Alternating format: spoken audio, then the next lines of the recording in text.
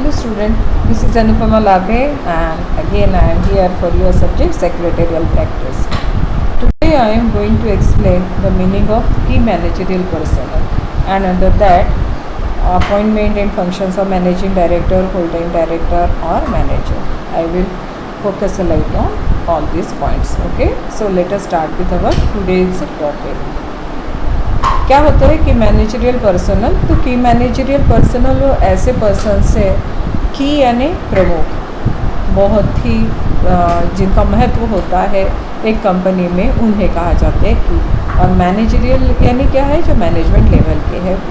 तो ये की मैनेजरियल पर्सनल में managing director, full time director, manager, company secretary, chief executive officer, chief financial officers, ये जो लोग हैं वो आते हैं।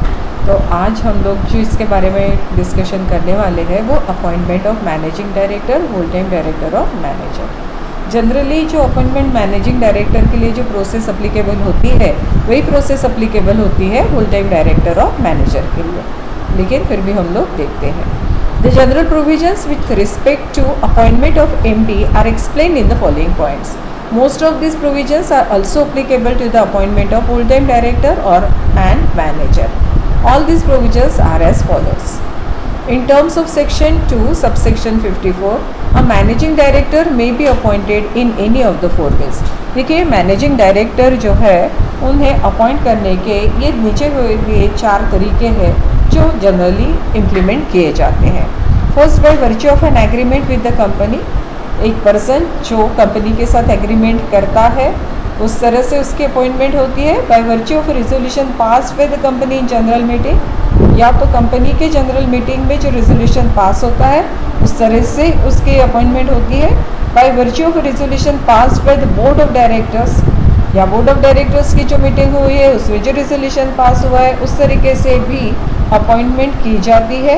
And by virtue of articles of association, generally हर एक कंपनी अपने आर्टिकल्स ऑफ एसोसिएशन में जो इंटरनल अफेयर्स ऑफ कंपनी होते हैं, जैसे कि appointment related to managing director, employees या फिर उनके जो ऑडिटर हो गए, इसके बारे में जो प्रोविजंस होती है वो जनरली आर्टिकल्स ऑफ एसोसिएशन में दी जाती है. और इस तरह से अगर वो यहाँ पे बताया जाता है तो appointment of director, whole time director और मैनेजर उसी प्रकार से कंपनी को करनी होती है. Then no appointment of a person as MD and CEO as well as chairperson. देखिए एक ही जो पर्सन है उसकी अपॉइंटमेंट जो है वो एक तो एमडी करके हो सकती है या सीईओ हो सकती है या तो चेयरपर्सन हो सकती है. हर एक इसके लिए at the same time appointment नहीं होती है. नो इंडिविजुअल यानी कोई भी person can be appointed as the MD and CEO of the company as well as the chairperson of the company at the same time. यानी एक ही वक्त वो इंडिविजुअल की अपॉइंटमेंट एमडी भी, सीईओ भी और चेयरपर्सन भी कंपनी की करके नहीं होती है. In other words, usually an individual can be appointed either MD, CEO और the chairperson of the company at the same time. एक वक्त में उस पर्सन की या तो एमडी करके अपॉइंटमेंट हो सकती है, सीईओ करके हो सकती है या चेयरपर्सन हो सकती है. हाउएवर, लेकिन फिर भी क्या हो सकता है, अ पर्सन में be appointed on all this post in any of the following cases. लेकिन ऐसा हो भी सकता है अगर जो मैं अभी आपको कंडीशंस बता रही या केसेस बता रही हूँ, अगर वैसी केसेस है, ऐसी सिचुएशन है तो वो इंडिविजुअल को, वो पर्सन को अपॉइंट किया जा सकता है एमडी करके भी और सीईओ करके भी. If the articles of the company provides for such appointment, obviously articles अगर बता रहे हैं तो आपको उस तरह से करना होगा. And if the company does not carry on multiple businesses, if the company has multiple businesses, it has appointed one or more CEOs for each such business. हाँ, अगर ये ऐसे नहीं है, अगर आपका मल्टीपल बिजनेस नहीं है तो नहीं होती है. लेकिन अगर मल्टीपल बिजनेसेस है कंपनी के तो ऐसे इसमें कंपनी जो है एक या उससे अधिक CEOs उसके कंपनी के लिए या बिजनेस चलाने के लिए अपॉइंट कर सकते हैं. ठीक है, चलो आगे देखते हैं. No company shall appoint at the same time a managing director and a manager. एक ही वक्त पे कंपनी मैनेजिंग डायरेक्टर या मैनेजर को अपॉइंट नहीं कर सकते. Either of the two may be appointed at a time in a company. कोई भी एक ही अपॉइंट किया जा सकता है कंपनी में at a time. Maximum term of appointment अभी क्या है, कितनी मैक्सिमम टर्म होनी चाहिए उनके अपॉइंटमेंट की, तो देखिए no company shall appoint or reappoint any person as its managing director, whole time director और manager for a term exceeding 5 years at a time. 5 साल से अधिक कार्यकाल के लिए या तो टेन्योर के लिए एक पर्सन की अपॉइंटमेंट मैनेजिंग डायरेक्टर या होल टाइम डायरेक्टर और मैनेजर करके 5 साल से ज़्यादा साल तक के एक टाइम में नहीं की जा सकती। यानी उसका टेन्योर कितना रहेगा कंपनी में, 5 साल के लिए। हाँ, लेकिन वो रीअपॉइंट हो सकता है। तो क्या है रीअपॉइंटमेंट के लिए, वो देखते हैं। अ मैनेजिंग डायरेक्टर और manager and whole time director can be reappointed. ऐसे जो पर्सन है वो रीअपॉइंट किए जा सकते हैं। However, no reappointment shall be made earlier than 1 year before the expiry of his term. लेकिन 1 साल के पहले, जैसे कि उसकी एक्सपायरी टर्म ऑफ जो है सर्विस जो एक्सपायर हो रही है, उसके 1 साल पहले आप इस तरह की रीअपॉइंटमेंट उसी व्यक्ति की नहीं कर सकते हो। ठीक है, चलो और आगे देखते हैं क्या दिया है।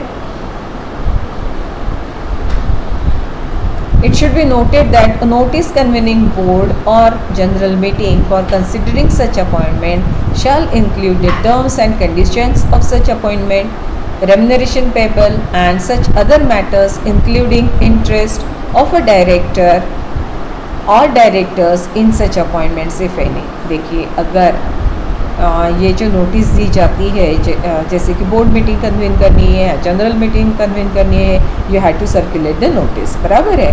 और जब ऐसी नोटिस दी जाती है तो ऐसे इसमें जैसे जिसमें आप बता रहे हो कि अपॉइंटमेंट की जा रही है, टर्म्स एंड कंडीशंस आपको उसमें मेंशन करने ज़रूरी है। उसमें आपको ये भी बताना है कि उनको रेम्यूनरेशन कितना दिया जाएगा। उनको ये भी बताना है कि अगर आपके कोई मैटर आपका कोई उसमें इंटरेस्ट है, अगर पर्टिकुलर डायरेक्टर का या डायरेक्टर्स की अगर ऐसे अपॉइंटमेंट में कोई उनका इंटरेस्ट होगा तो वो भी वो नोटिस में आपको डिस्क्लोज करना जरूरी होता है। However this provision shall not apply to a private company. लेकिन प्राइवेट कंपनी के लिए ऐसी कोई भी जो प्रोविज़न है वो अप्लीकेबल नहीं होती है। प्राइवेट कंपनी अपने हिसाब से इस तरह की नोटिस और इस तरह की अपॉइंटमेंट कर सकती है। Appointment of a person as MD who is already a MD और मैनेजर ऑफ अनदर कंपनी। देखिए ऐसा भी हो सकता है कि एक कंपनी में MD है, वो दूसरी कंपनी में भी एज ए MD या मैनेजर करके अपॉइंटमेंट उसकी अगर करनी है तो ये जो बताए जा रहे प्रोविजंस है वो देखने आपके लिए ज़रूरी है। Sometimes a company intends to appoint a person as its managing director who is already a managing director और manager of any one only one other company. देखिए अगर ऐसा कुछ हो रहा है, एक पर्सन की मैनेजिंग डायरेक्टर करके ऑलरेडी किसी कंपनी में अपॉइंटमेंट हो गई है सिर्फ एक कंपनी में, और अगर दूसरी कोई कंपनी उसे फिर से अपने यहाँ पे एज ए MD या मैनेजर करके अपॉइंटमेंट करना चाहती है तो ऐसे इसमें उसे following conditions must be satisfied. उसे फॉलोइंग कंडीशंस को फुलफिल करना जरूरी है। ओनली देन ही can be appointed as a MD और manager in another company. The appointment has been approved by resolution of the board passed with the consent of all the directors present at the meeting।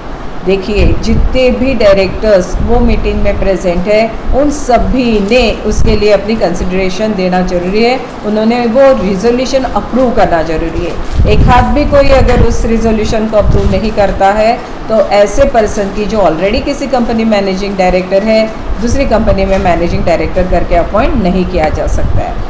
Such meeting must have been called by giving a specific notice to all directors present then in India।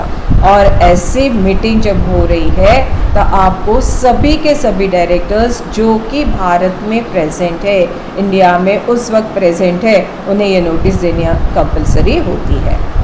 Then approval of the central government. जैसे ये आप अगर appointment करना चाहते हैं तो central government का approval बहुत ज़रूरी होता है। Then return of appointment. जैसे भी इनकी अपॉइंटमेंट होती है तो आपको उससे रिलेटेड अपॉइंटमेंट से रिलेटेड जो रिटर्न है प्रिस्क्राइब्ड फॉर्मेट में विद इन 60 डेज जैसे अपॉइंटमेंट होती है उसके 60 दिन के अंदर रजिस्ट्रार के पास ये रिटर्न फाइल करना कंपलसरी है। And effects of acts done before approval, हो सकता है कि ऐसे अप्रूवल जैसे कि जनरल मीटिंग में या बोर्ड मीटिंग में अब इसकी अप्रूवल आने की है, दैट मीन्स उसके अपॉइंटमेंट की, लेकिन उस पर्सन ने एज ए एमडी करके कोई एक्ट्स को ये किया हुआ है, परफॉर्म किया है, तो ऐसे एक्ट्स इनवैलिड नहीं समझे जाते हैं, वो वैलिड होते हैं। ठीक है, अगर आपको इससे रिलेटेड कोई भी अगर डिफ़िकल्टी होगी, डाउट होगे, तो आप कभी भी मुझे मेरे व्हाट्सएप पे पूछ सकते हो। Okay, thank you.